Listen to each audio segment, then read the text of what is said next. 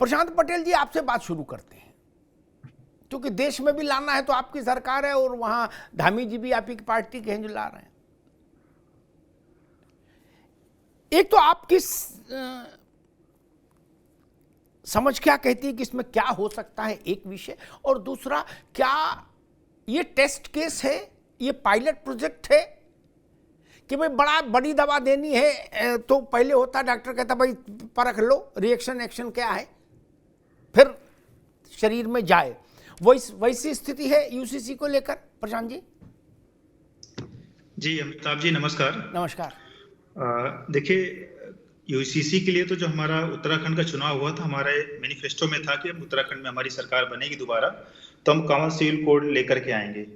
उसी के आधार पर इसके लिए कमेटी बनाई गई थी। धामी जी ने जैसे मुख्यमंत्री की शपथ ली उसके कुछ दिनों बाद ही कमेटी बन गई थी। सभी लोगों से सलाह ली गई, सारे जो स्टेक होल्डर्स थे, और उसके बाद इस विषय में सरकार वहां पर लगातार बन रही है। सरकार उस विषय आगे बढ़ रही है, और जैसा मीडिया के माध्यम से जानकारी मिली कि विधानसभा सेशन आ सकता है, सेशन में ये बिल लाया जा सकता है। और भारतीय जनता पार्टी का भी ये उसके भाजपा के निर्माण से ही 3 मुख्य मुद्दे रहे हैं, चाहे राम मंदिर हो, धारा 370 को हटाने का हो, कॉमन सिविल कोड का हो।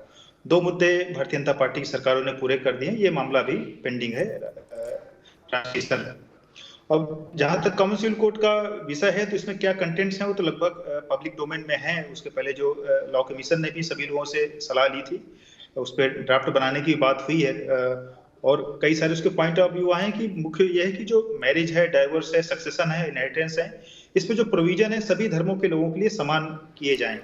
और कई बार कुछ लोगों द्वारा ऐसा प्रोपोगेंडा किया जाता है कि यूसीसी मतलब हिंदू लॉ। यूसीसी मतलब हिंदू लॉ नहीं है, मतलब जो भी प्रोविजन होंगे सभी के लिए समान होंगे। हो सकता है कि हिंदू लॉ में कुछ कमियां हो या कुछ इनकम्पिटेंसी हो, उसको ठीक करके किया जाए। तो ये सारे प्रोविजन होंगे कि मैरिज का एक आधार सेम होगा, मैरिज रजिस्ट्रेशन कॉमन होगा, डाइवोर्स जो है कोर्ट के माध्यम से ही होगा, इनहेरिटेंस में सबको बराबरी का अधिकार मिलेगा, चाहे महिला हो या पुरुष हो, गोद लेने का भी राइट होगा। ये मुख्य तौर पर यही प्रोविजन है जो 4-5 जो कानून होते हैं पर्सनल लॉज में, उसी का प्रोविजन किया गया है। और अब देखते एक बार बिल आ जाए उसके बाद फिर डिटेल में चीजें सामने आएंगी। I really like it, yeah. Stabiliser का खर्चा? टॉप एंड एलईडी टीवी है, स्टेबलाइजर की जरूरत ही नहीं है। अच्छा फिर तो उसकी जरूरत पड़ेगी। इतनी महंगी टीवी लेकर स्टेबलाइजर नहीं लोगे तो फिर प्रार्थना की जरूरत तो पड़ेगी ही ना। सिर्फ एक फ्लक्चुएशन आपकी महंगी एलईडी टीवी के पार्ट्स को डैमेज कर सकता है। उसे सुरक्षित रखें वी गार्ड स्टेबलाइजर के साथ। V guard, India's number 1 stabiliser. Car garage network great, claim cover great, price wait वाह, प्राइस भी great. Tata AIG car insurance, trusted नाम, फैंटास्टिक नाम। ये रत्नाकर सिंह जी, ये सारे मसले मोटे तौर पर स्त्री के सम्मान, उसकी गरिमा, उसकी स्वतंत्रता से जुड़े हुए मसले हैं, ठीक है ना?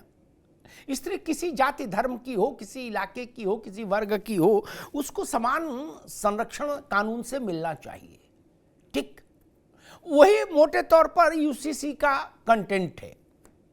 उत्तराखंड में जो ड्राफ्ट रिपोर्ट आई है सरकार के पास, कांग्रेस का इस पर क्या व्यू है? देखिए अमिताभ जी, समाज में फैली जो कुप्रथाएं होती हैं, समय समय पर उन कुप्रथाओं को दूर करने का काम सभ्य समाज ने किया है। चाहे वो दहेज, चाहे वो सती प्रथा जैसी कुप्रथा हो, चाहे बाल विवाह जैसी कुप्रथा हो, तो इस तरह की कुप्रथाओं पे जो है लगाम लगाने का काम समाज ने किया है, सभ्य समाज ने किया है। अगर सरकार की मंशा सही में सामाजिक परिवर्तन लाने की है, कुप्रथाओं को दूर करने की है, तो कांग्रेस पार्टी निश्चित रूप से यूसीसी का सपोर्ट करेगी। लेकिन जहां तक देखा गया है कि यह कमेटी में अभी जो कमेटी बनी है यूसीसी कमेटी, वो उसने अभी ड्राफ्ट पूरी तरह से तैयार नहीं किया है, और ये बहुत सालों से प्रक्रिया चली आ रही है। उत्तराखंड सरकार जब बनी थी उसी समय भारतीय जनता पार्टी ने वादा किया था कि जैसे ही सरकार बनेगी हम जो है यूसीसी लागू कर देंगे, लेकिन अभी तक ड्राफ्ट बना नहीं है, तैयारी अभी पूरी हुई नहीं है। कह रहे हैं कि 2-3 दिन में हो जाएगा, ये हमेशा कहते हैं। ये गुजरात में भी कह रहे थे कि सरकार बनेगी तो हम यूसीसी लागू कर देंगे। जहां जहां चुनाव होता है, जब चुनाव होता है, अभी 5 राज्यों का चुनाव है, एक 17 तारीख को, 23 तारीख को, इस तरह से जो 5 राज्यों का चुनाव है, तो इस तरह का माहौल बनाने की कोशिश भारतीय जनता पार्टी की हमेशा रहती है। देखिए, मैं एक चीज इस पे जरूर कहना चाहूंगा कि हमारे देश में विविध संप्रदाय, विविध जातियां, विविध धर्म के लोग रहते हैं। हर धर्म का, हर संप्रदाय का अपनी संस्कृति होती है, और कहीं ना कहीं एक कानून अगर बनाया जाता है तो निश्चित रूप से हमारे देश में बहुत सारी जनजातियां हैं, आदिवासी समाज है, तो उनपे ये सब कानून थोपने जैसा होगा और लागू कराने का जो कवायद थोड़ा मुश्किल मुझे लग रहा है। और इसी यूसीसी का विरोध जो है इनके ही एनडीए के घटक दल ठीक है कर चुके हैं। ठीक है, नहीं, मैं बात पूरी कर लूं अमिताभ जी, एक 20-30 सेकंड लूंगा और 20 सेकंड और लूंगा जी। इनके ही घटक दल, एनडीए के घटक दलों ने इसका विरोध कर चुके हैं, चाहे वह अकाली दल हो, चाहे वह पहले का पूर्व का एआईएडीएमके का इनका साथी हो, चाहे एनपीपी हो, ये सारे लोगों ने विरोध कर चुके हैं। और मेघालय के मुख्यमंत्री ने कह दिया है कि ये यूसीसी जो है वो आम नागरिकों के अधिकारों के खिलाफ है। तो आप किस तरह से देश की जनता को कन्विंस करेंगे और किस तरह से बताएंगे कि यूसीसी जो है सबके लिए सही कदम है, ये बड़ा प्रश्न चिन्ह है। जी ठीक है। दो बातें रत्नाकर जी ने की, उस पर मुझे समझ में आई। एक तो ये कि उन्होंने कहा कि भाई हर बार कहते हैं करेंगे, लेकिन वो चुनाव आता है इसलिए फिर करते नहीं। मान लीजिए सरकार शपथ लेने के अगले दिन यूसीसी लागू कर देती विधानसभा में लाके, तो भी सबसे पहले सबसे ज्यादा हल्ला कांग्रेसी मचाती। कभी अजीबा स्टेक होल्डरों से बात ही नहीं की, कम से कम 5-7 साल तो बात हो, इतना बड़ा मसला है 75 साल से चर्चा चल रही है, इन्होंने 5 मिनट में प्रस्ताव पारित कर दिया, तो भी कांग्रेस को तकलीफ होती। अब चर्चा हो, 2.5 लाख सुझाव आए, तो भी तकलीफ। तब कैसे करें ये तो बताओ भैया। और दूसरी बात, कांग्रेस ने कहा कि भाई अकाली दल और शिवसेना और कुछ बताए उन्होंने, एनडीए और इंडिया के घटक दल क्या कह रहे हैं वो उनकी पार्टियां देखेंगी, लेकिन भारत के लिए महत्वपूर्ण है कि महिला को संरक्षण हो, समान महिला के स्वाभिमान का समान रूप से सम्मान हो इस देश में। ठीक, बाकी क्या कांग्रेस कह रही है, क्या भाजपा कह रही है, अकाली ने क्या कहा और दूसरे ने क्या कहा, इससे बहुत फर्क नहीं पड़ता। और मुझे एक मुद्दा ऐसा कांग्रेस बता दे अगली बार में, एक मुद्दा 75 साल में जिसमें सब लोग 155 करोड़ लोगों ने दस्तखत किए हो कि यस हम साथ हैं। नहीं हुआ, कभी नहीं हुआ भाई साहब। तब सर्वसम्मति क्या होती है? इमरजेंसी में तो कोई सम्मति नहीं थी, केवल इंदिरा जी की सम्मति थी, फिर भी हो लग गई तो लग गई। इसलिए ये सर्वसम्मति जैसा शब्द जो है ये इल्यूजन है, ये टालने के लिए अपनाया जाता है। इसका उपयोग नहीं होना चाहिए, निर्णायक मोड में देश को चलना चाहिए, ये अच्छी बात है। खैर, मैं रावत साहब के पास अंत में आऊंगा, पहले फजील अहमद साहब। फजील अहमद साहब, माना ही जा रहा है कि भाई पहले उत्तराखंड में इसको लागू हो, कानून की शक्ल ले, उसके बाद वहां क्रिया और प्रतिक्रिया देखी जाए। इसी के समानांतर केंद्र सरकार के विधि आयोग ने एक समानांतर प्रक्रिया पूरी कर ही रखी है, वहां देख लिया जाए पायलट प्रोजेक्ट के तौर पर, फिर उसको राष्ट्रीय फलक पर एक कानून के तौर पर लाया जाए। कैसे देखते हैं आप फजील अहमद साहब? अमिताभ जी, एक बात तो यह है कि कांग्रेस की किसी बात पर आप बहुत जल्दी उखड़ जा रहे हैं, ये ठीक नहीं है। वो कांग्रेस बोले गजब कर रहे हो, वो कांग्रेस, अरे रत्नाकर सिंह नहीं बोले, अब भाई कांग्रेस बोल लेगी, उनके पास तर्क है, वो दे लेंगे, आप क्या परेशान हो? ना हम इसलिए कह रहे हैं, नहीं सुन लीजिए, हम लोग का अधिकार है आप जी, ठीक है, आप दीजिए चाहे मत दीजिए, पर हम अपना अधिकार की बात जरूर करेंगे। ठीक है भैया, आपके ऊपर हमारा बहुत अधिकार है जी, बिल्कुल, वो आप छीन नहीं सकते हमसे। ना बिल्कुल। दूसरी बात यह है कि बीजेपी पार्टी जब कोई चुनाव हारने लगती है तो उसको यूसीसी याद आता है। अच्छा, इतना डरते क्यों यूसीसी लाने से ये लोग? हमको तो यही नहीं समझ में आ रहा कि इतना डर किस बात का है भाई। जब कोई चुनाव हारते लगते हैं, अब देख ली 2 फेज का चुनाव हो गया, आज दूसरा फेज खत्म हो रहा है, 4-5 राज्यों का चुनाव है, अब यूसीसी का, अरे भैया इतना डर क्यों रहे?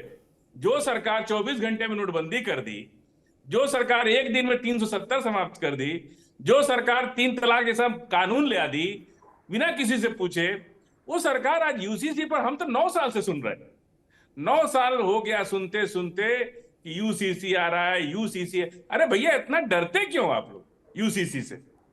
आपको लाना है तो आप तो 24 घंटे में लाने वाले लोग हो।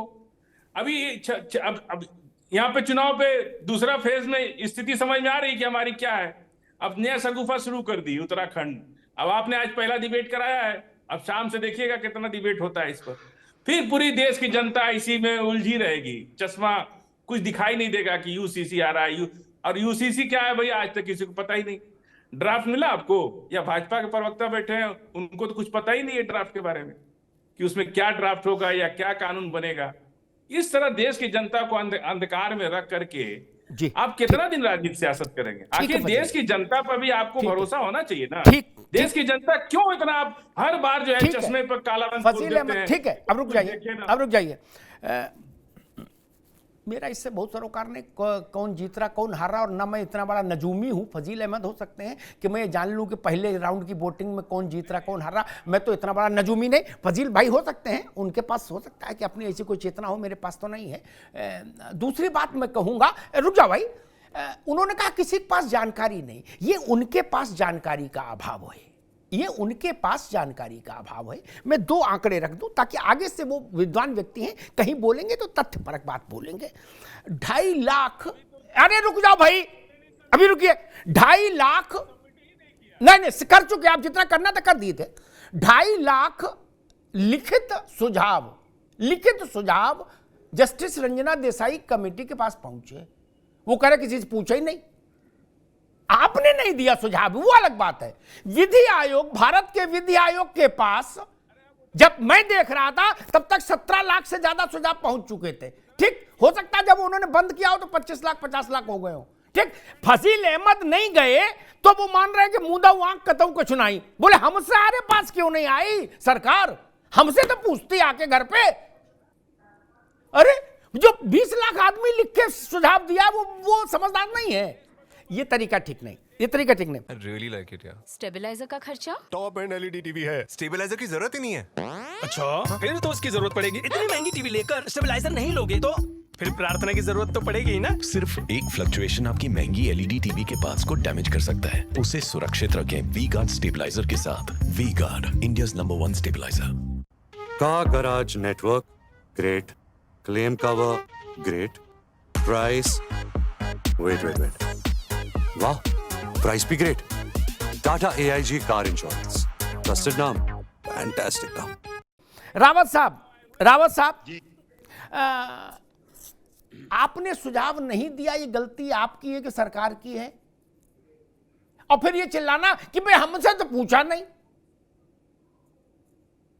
अब या तो ऐसा तो कोई कार्यक्रम किसी देश में संभव नहीं कि 150 करोड़ लोगों के घर कोई जाए पूछने। और दूसरी एक बड़ी बात ये कि शादी का जिसको सरकारी सुविधा चाहिए उसको अपनी शादी का रजिस्ट्रेशन सरकारी कानून के तहत कराना चाहिए। इसमें क्या हिंदू मुसलमान है? स्त्री को भी बच्चा गोद लेने का अधिकार हो, इसमें कहां से शरीयत में समस्या हो रही है, कहां से मुसलमान का उत्पीड़न हो रहा है? इसमें इद्दत और जो इस तरह के जितनी कार्यक्रम हैं, इनके बजाय तलाक का, विवाह का एक कानूनी रास्ता और छुटौती का भी एक कानूनी रास्ता, अदालत में जाइए छुटौती लीजिए। इसमें क्या समस्या क्या है भाई? इससे सरल और साधारण व्यवस्था क्या हो सकती है सबके लिए?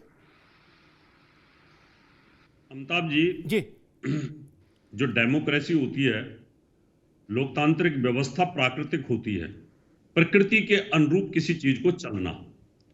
ये हर स्त्री का और पुरुष का अधिकार है कि अगर उनको बच्चा नहीं तो गोद ले सकते हैं। ये नेचर का अधिकार है। और ये तो जानवरों में भी होता है, जानवर बोल नहीं सकते, लेकिन कई बार हमने देखा है कि एक शेरनी हिरन के बच्चे को भी गोद ले लेती है और उसको मारने नहीं देती है। कितनी बार वो वीडियो वायरल हुआ। ये प्राकृतिक अधिकार है, इसमें कोई दुखाई नहीं है, इसका धर्म से कोई लेना देना नहीं है। और जो फजील भाई कह रहे थे कि पूछना चाहिए, जब हम वोट देते हैं ना, उस समय विधायक भी चुनते हैं और हम MP भी चुनते हैं, और हमारे चुने हुए उनको हम अधिकार देते हैं कि आप पार्लियामेंट में जाकर के, विधानसभा में जाकर के आप जो भी पक्ष रखेंगे वो हमें मान्य होगा, क्योंकि आप हमसे पूछ करके कोई बात रखने वाले।